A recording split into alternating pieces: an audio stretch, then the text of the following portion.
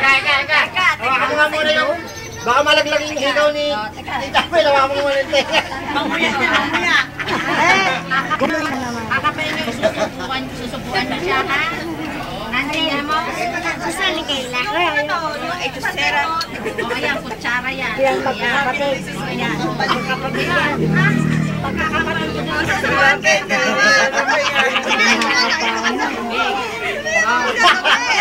Wait lang. Okay, game. Game na. Ready? Ano, susubuan kayo. Teka lang. Nahulog na. Nasubuan na. Susubuan nyo.